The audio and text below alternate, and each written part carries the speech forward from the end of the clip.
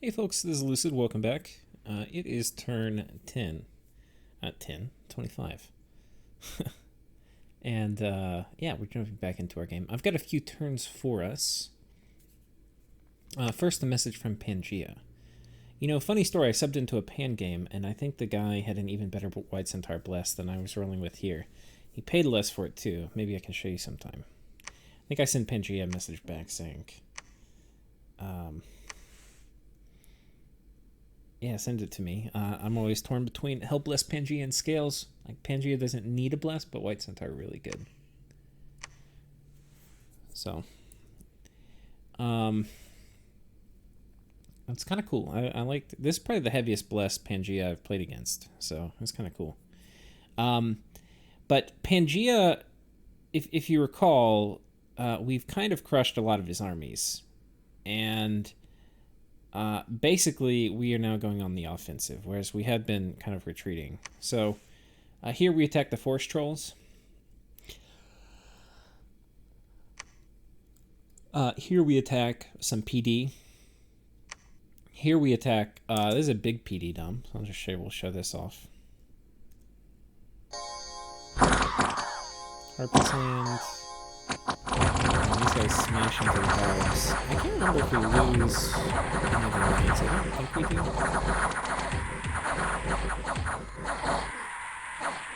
But you can see that was like a little dicey.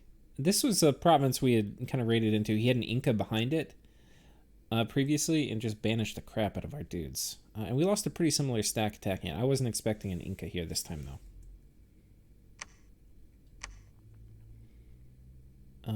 Okay, so coming down, we raid here with Itimu / Winter, and that's obviously going to be successful. And then here we raid here. So we basically just take back a ton of stuff that they had taken from me. Now we got this event. Phantasmal warriors have appeared from within the mist-covered highlands, and they seem directed by an unknown force of will. This is a storyline event. He had some air gems, nice.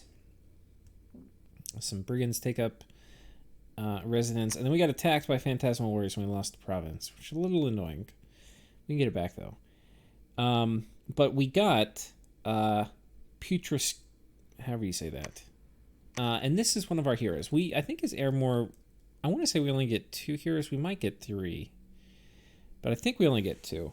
I know, like Lemuria gets Scassius and stuff. I don't think we get that. I think this is our only other hero. He's notable for being our highest astral access. But we have higher astral access on our Pretender. I mean, it's pretty cool. He's pretty cool.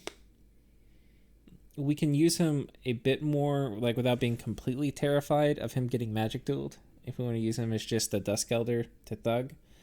But you kind of, the best thugs for Dusk Elders are kind of the ones with Death Path. I mean, with an Earth Path. But yeah, I mean, he's pretty solid. Not super remarkable, though. We're going to send him up to site search the throne. I could have him research. I don't know. We're going to get, Dusk Elders are going to be site searching. And he's going to, I mean... yeah, a little higher fire, a little higher astral. He'll do an arguably better job than other Dusk Elders. And there are a few, and I think they're mostly in swamps, like Death Foresights, which he'll get, which other Dusk Elders won't. But, I mean, they're really good if we find it. Like, it would be game-winning, potentially. Because I think that, like, a lot of the really high Death sites give Conjuration bonus, which for us would be huge. But, yeah. Okay, so anyway, he's coming up here. Let's take a look at the map. So, interestingly, we have this war with Nabaa and Ind that has broken out. Sorry, I got a case of the yawns. So we're going to send some scouts over here on top and take a look. I think I sent a message to Ind saying, kind of interesting you guys are fighting. My last game is Nabaa. My first war was with Ind too. New nations destined to fight it out. What strat is Nabaa using? I have a fair amount of outgoing Diplo. Maybe we'll go through that now. Looking at Scalaria, I sent him a message saying, You're really showing off that undead production. We're getting very jealous. Our land's already 0 pop, and we get a few... and we get fewer undead... Oh, that's a typo. Fewer undead per fort than you. Sob. And then a message to Jotunheim. Let's aim for attack orders on turn 30. Going to be a bit of a stretch for me to hit Scaleria by then, but I think I can make it. So my timing is roughly like assuming I can kill Pangaea super fast, and then...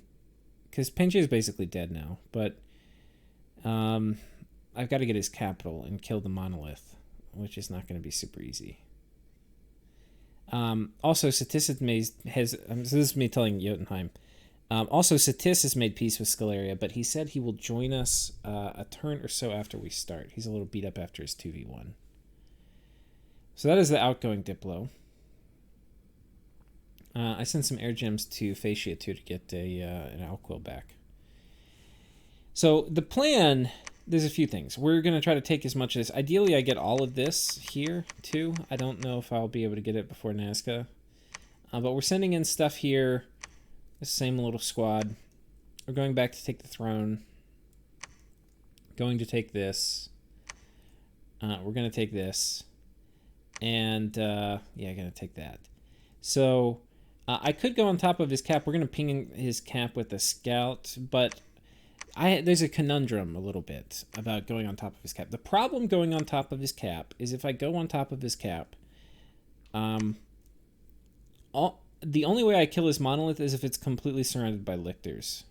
If it gets surrounded by these knights, I'm not going to have enough damage to kill it. They don't hit hard enough. I need this 29 damage axe to kind of gradually chip through it.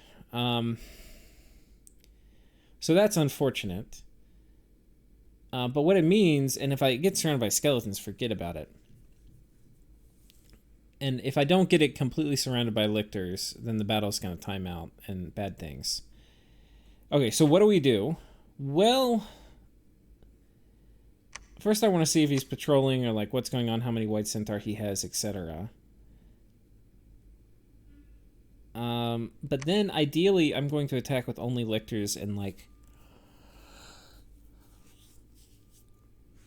I don't know, a tiny bit of chaff. So we'll see.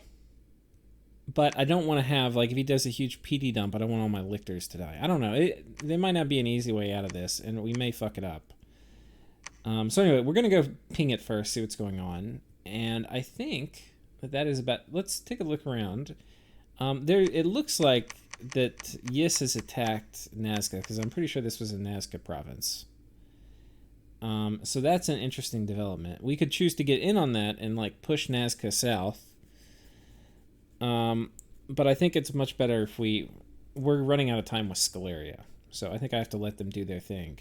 And we have to start controlling Scaleria. The window is closing. Okay, so turn 26. It's one turn before my current turn. We got a Dusk Elder this turn. And that was because, well...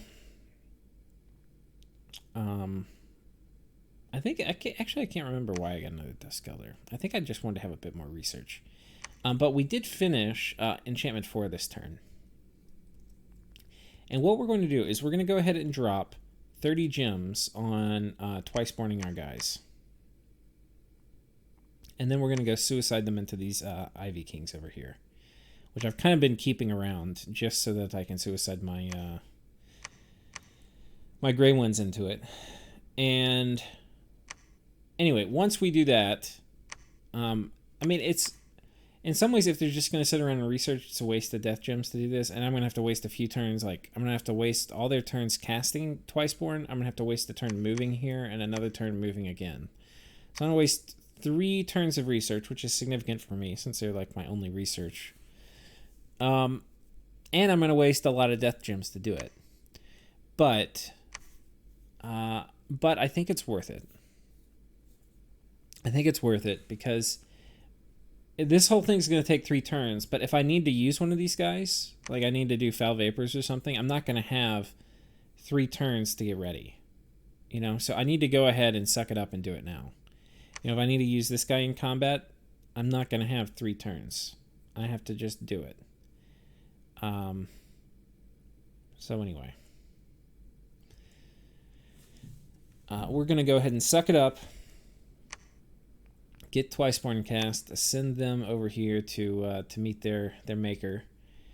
Balin, our arch-censor, has been seduced. Or failed to be seduced. He was not tempted by the tricksy ways of the Dryad. And unfortunately for the Dryad, he comes with a rather large retinue of lictors. And lictors are way better than bugs, as it turns out. A lot better than bugs.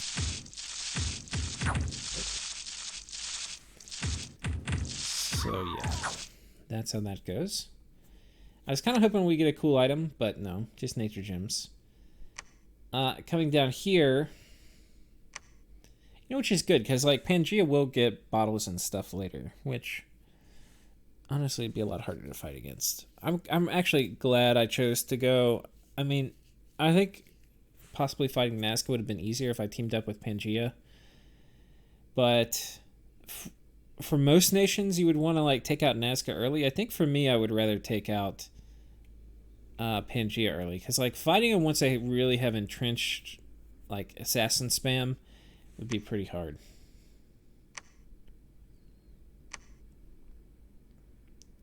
Okay, and we pinged Pangaea's cap. So Pangaea did not patrol this turn. It's just PD. That's interesting. If I had sent my army, we would have conquered it, and then there would only been stuff inside. And when that happens, I start getting a lot more options. So, and then we're just raiding. We've taken all their stuff. We can see Nazca raiding Yes over here, and let's make sure we've all seen Nazca's Bless, because I'm not sure we've actually pulled it up yet. Attack, shock weapons, bark skin, strength +4, and blood surge. So these are some reasonably killy birds.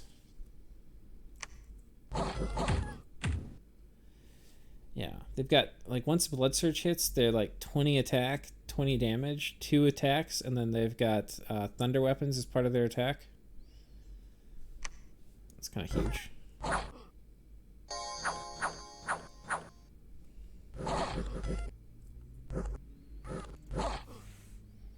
Yeah, these are some very killy birds. I don't know how they'll do against ponies. Especially if the ponies have shock resistance. I think they'll struggle. But that really high attack score is going to help a bit versus the sea elves. But we'll certainly find out. I think you definitely want to have the numbers advantages, Nazca. So this is pretty risky, because if these guys bump into sea ponies, bad things are going to happen. Okay, and then we killed troglodytes with the Timu, and we killed the phantasmal warriors that did take. Oh, right. So this event, it comes from Mist-Covered Highlands. We actually had another event this turn here. We'll pull up the events. Phantasmal warriors and beasts are emerging in great numbers. This is the bridge event between the event that caused this. Okay, well, it causes this event to happen. Basically, we get attacked by we already had dudes in place, so we're cool. I think after this, it branches. So these, when you get Mist-Covered Highlands, there's going to be like a delay, and then eventually you get this event where these guys attack, and then you'll get this event where these guys attack. Now it can branch, and it can go in a bunch of different directions. I can get assassinated by an air elemental, I think. It could be one more little thing before it branches, but I think it branches now. I could get attacked by more stuff, a few different varieties of more things. But the event will end, and I'm going to get a site which is going to increase air ritual range, and it's going to give me the ability to get Windmasters or something, which are an Air 2 mage, which would be pretty huge. It would be my only real decent recruitable mage I can get. I also sucked it up and finally built a lab here, as you recall from an episode or two ago. I might not have mentioned it. I know I was kind of thinking about doing it, but we finally did it, which is expensive when you're this GD poor. And we're finally making Wolf Tribe Shamans. I think I could have made one last turn, but I didn't have enough money. So anyway, we're making... the only thing I'm recruiting, don't have enough money. That was because I was putting a fort up. We're also putting a fort up here. I think I started this last turn. And then this turn, I had a bit of money from raiding Pangaea. So I actually had enough money to start a palisade here too. So we're doing palisade here and here. And I want to get a palisade here, and then I'm going to have like a very entrenched position on this side. And then I think I want to get a palisade here. Oh, actually, I started it already. A palisade here. And so here, here, here, here, and here. So that's 4 more forts I'm going to have coming up. And then I think after that, it's going to be getting these 3. And then I'm probably going to claim this. And I'm just doing this, like putting forts over here. I'm basically going to condemn, like this is one of my highest income provinces right here. I'm essentially going to condemn this, though. I mean, there's a lot of Scalarian forts nearby, though. So it may not happen that quickly, because there's a lot of Scalarian dom pressure coming on this side. But I'm basically condemning this land in particular to be ruined, which is a little unfortunate, but it's the way of things. And yeah. Now I need to, the timing for a fort here is actually going to be a bit tricky, and I'm going to have to think about it. Probably what I'll do is I'll have like a decent army, a fair amount of PD, and I'm going to move a lictor in and just have a lictor sit here and reanimate while I have a fort coming up here, in case Scalaria gets feisty. But yeah, we're gonna... And my timing now is still, I want to go on turn 30. It's turn 26, so we have a little bit of time. Now what I'm going to do is, if... I kind of briefly tested this. If I sent a Timu in here and there's no monolith, I think I kill the White Centaur. So if he just patrols White Centaur, I think I kill him. But if not... yeah, we'll see. Anyway, we're going to hang out a turn. We're going to reanimate lictors with these guys. Ballin's going to patrol because we got a shit ton of unrest here. There's actually a monster boar here too. So we're going to try to get rid of some of this unrest. And hopefully, best case scenario is winter will clear the PD on top of Pangaea, and then I can move the full army in. And that way I don't have to worry as much about like a PD dump, or I'll feel more comfortable like inside the fort sending all my lictors after only White Centaur and a monolith, rather than White Centaur and a monolith and an indeterminate amount of PD. So anyway, we're gonna be doing that. Over here we can see Nazca.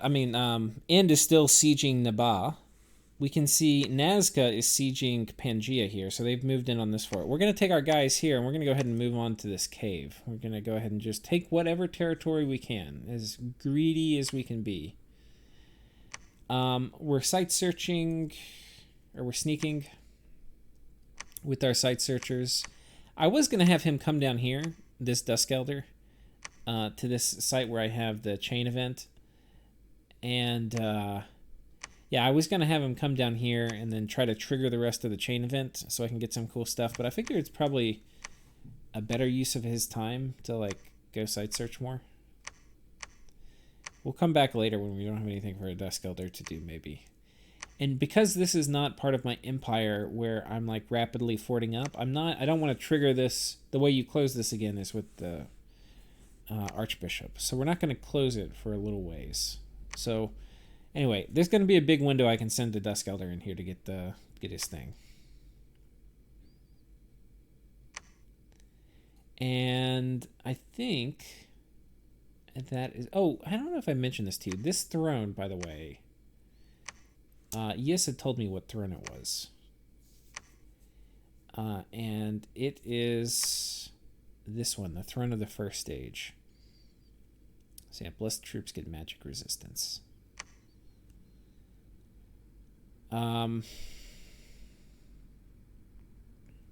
This is the Throne of Gaia. I guess it's this one.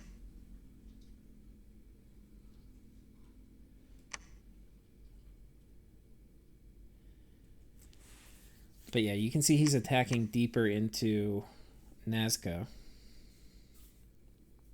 Damn sea elves. Anyway, that's totally fine with me if they fight. I've got a scout here. I'm kind of hoping I get to catch a battle. Like, these guys come and raid here. I think there's a bunch of Morvarks here. Because I'm pretty sure... Yeah, he's got a fort coming up. That's fine. We can take... I think we basically have a license to take this from Yes whenever we want to. We, I think, are a quite nice matchup against Yes. Especially if he doesn't have Astro. So there is an argument to me doing this before he has... Well, I don't know. Like, even then, like... With a lot of priests and stuff. I was going to say before he has anti-magic, but with a lot of priests, we're still going to be able to kill like a banishment communion. With blood vengeance and whatnot. So, okay. Well, I think that's it for this turn. Let's go to my current turn. And my current turn is... turn 27. And only 2 folks haven't gone yet.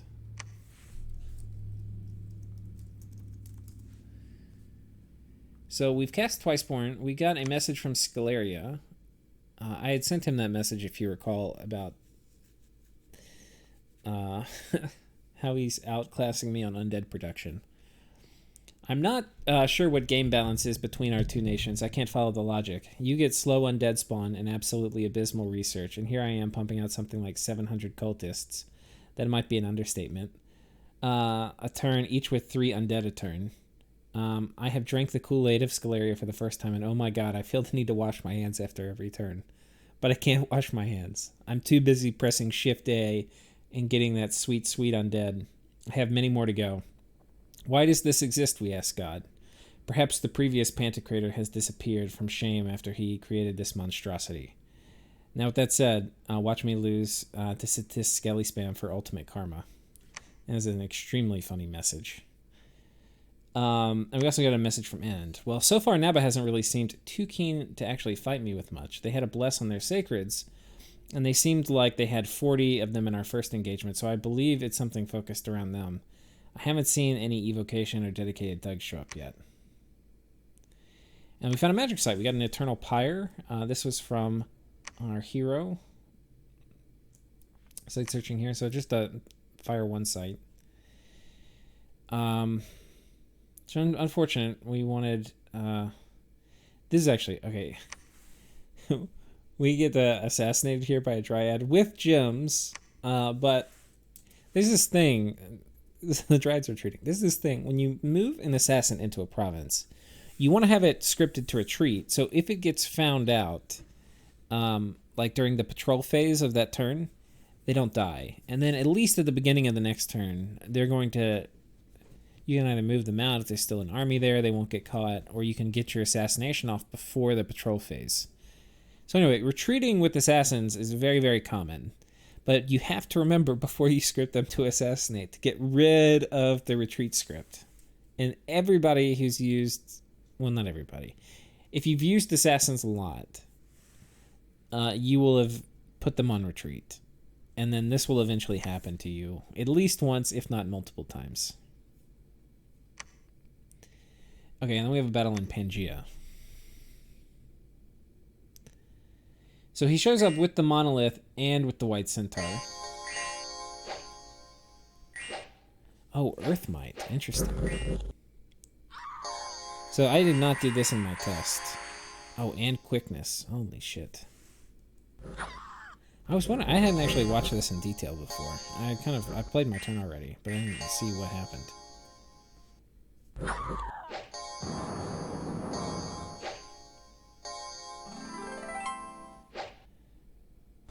But yeah, Itimu gets kind of lit up here, I'm not going to lie. So unfortunately he gets cursed. He's cursed now and horror marked, so that's a little bit... Those are some of the more annoying things for Immortals. But he's getting just wrecked by these guys.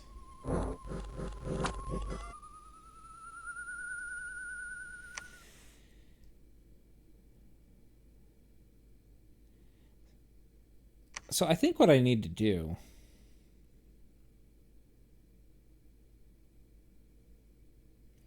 There's just not going to be a super easy way to deal with this. I need to get...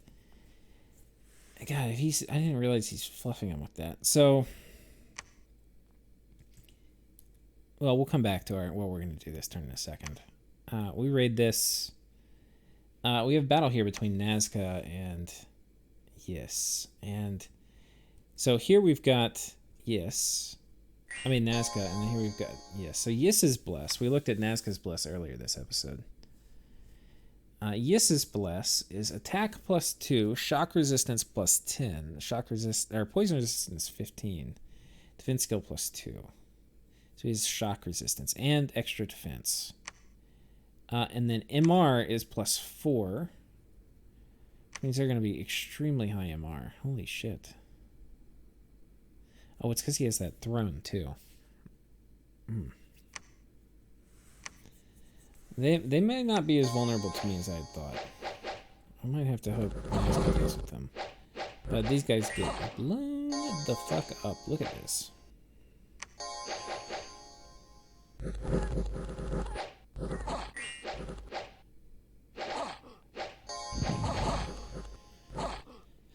Yeah. I mean, this is the kind of army I think Nazca can kill, but they're going to need superior troops.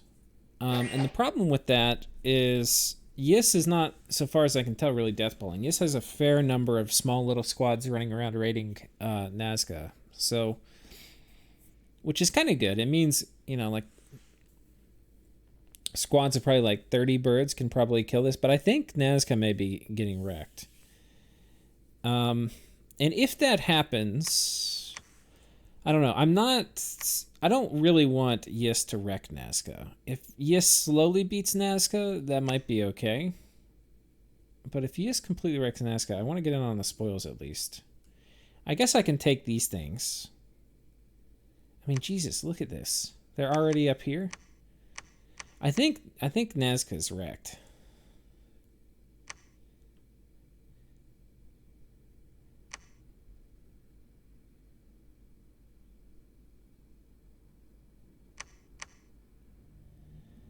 Yeah. Unfortunately, I need to fight Scalaria. But really, I should be vulturing Nazca. I don't have a nap with these guys.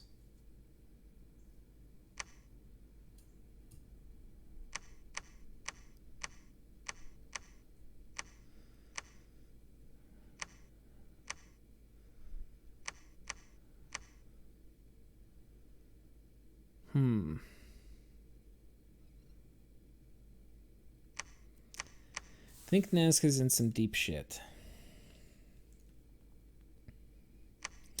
Anyway, so let's for events we'll check these out. I got a dragon helmet and some air gems, which actually is pretty nice, and then some earth gems and some more earth gems. So I'm actually kind of earth rich, and we caught the monster boar,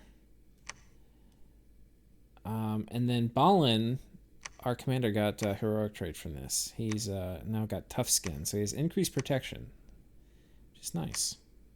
It's not going to matter that much in the scheme of things, but okay, we're patrolling here. Now, this is the calculus I have to do. If I bring too much chaff, we're going to do a lot better against the white centaur. I think I have to bring more chaff and just let the chaff... I mean, worst case scenario is everything's going to retreat.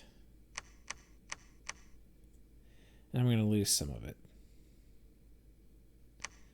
I'm okay with this. I think we have to bring more chaff. I'm more worried now, especially seeing him fluff up those white centaur. I'm more worried now that I actually like just legit lose the fight.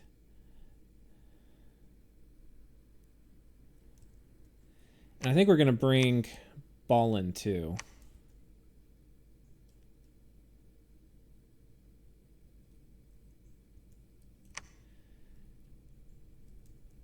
Okay, so if we look at what we have coming in here, I've got a front line of idiots that's just going to run at them. I've got these guys. I've got two lines here.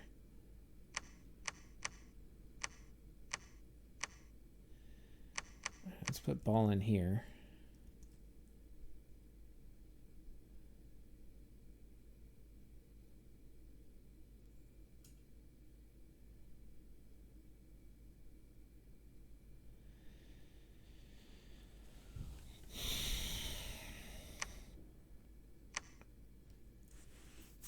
We're going to have 30 lictors about. Plus 5 on guard. No, plus 10 on guard commander, so like 40 total.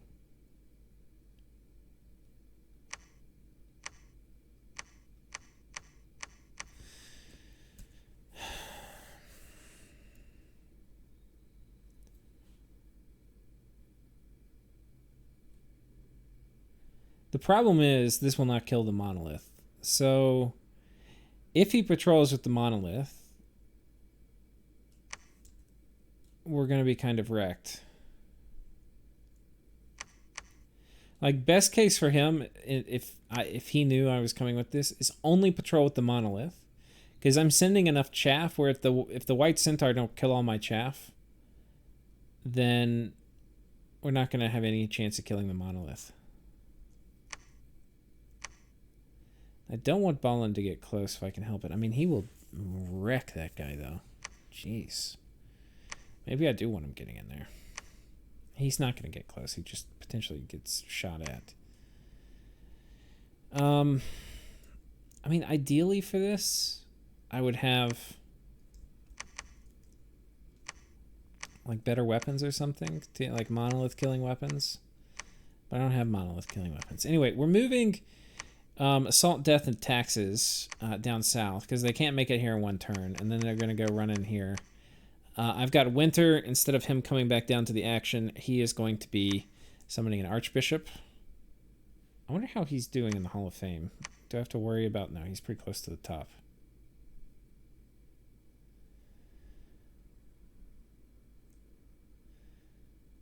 Justin Timberlake. Okay, so anyway, coming down here, we're site searching. We got a death random, which is kind of nice. And then, yeah, we're site searching. We're getting more of the wolf tribe.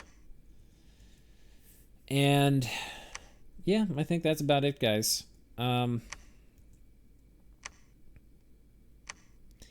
This army, I think I'm going to have to pull over here and get a little closer to Scalaria with it. But, like, let's go through timing real quick, and then we'll end the episode. It's turn 27. If I successfully take this fort this turn, I should be able to break siege on it next turn. So turn 28, I would be on top. This is probably not enough to one turn crack it. So it'd be turn 29, I one turn crack it. Turn 30, I could take it. And then turn 31, I would be here. And then turn... And maybe it's going to be closer to turn 32 or 33. So anyway, I'll let them... I want them to go ahead and get ready. But I'll probably go ahead and let them know next turn or something. I do not... What I do not want to have happen is I don't want Jotunheim fighting these guys until I'm ready to join. Because it's going to literally take both of us. And if Jotunheim fails and then Scalaria can shift his army south, I don't want that. But this was this was kind of like a one-turn setback, having this fail. And it's possible this fails even harder, because monoliths, especially when you don't have any technology, are pretty hard to kill. And yeah, there's not going to be just an easy way to deal with this. The only kind of easy way... I mean, he's going to have higher astral than me. I could try to magic duel him. But he's astral 7. My guy would be astral 5. The odds would be significantly in his favor. I have to get all the way up to 3, and it'd take me forever. Yeah. Anyway, we're gonna give it the old British go here. And hopefully it works.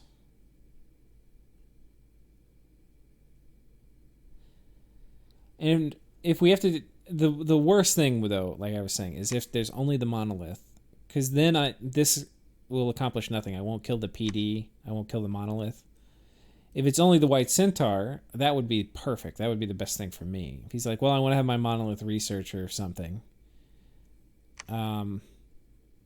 Then it's best for me. If it's both, then I'll kill all the white centaur, but I won't kill the monolith, probably. I have a chance of killing the monolith depending on how many lictors I have that gets close, and actually whether this shade gets close is going to make a big difference. Do I have any more shades? Actually, it's probably actually worth like scanning for them. Because in theory, Itimu should have generated a couple more.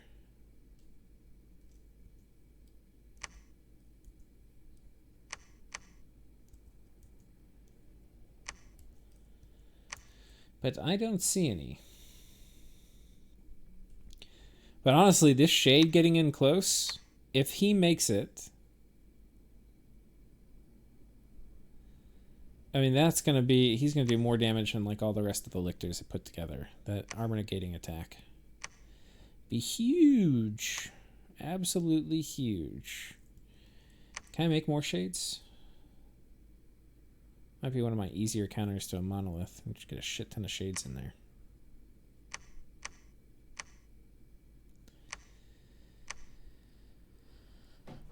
We'll see. If the other thing I can do is just sit on top of his fort. Well, I mean, once his monolith's there, he can't get it out. So I don't know. That's not like an elegant solution to this problem, but it might be the only solution I have. But I think that's it, guys. Hope you're enjoying it so far. As the Black Death, the Black Cancer of Ermor, or really we're the Purple Cancer. As we spread across the world. Anyway, take care.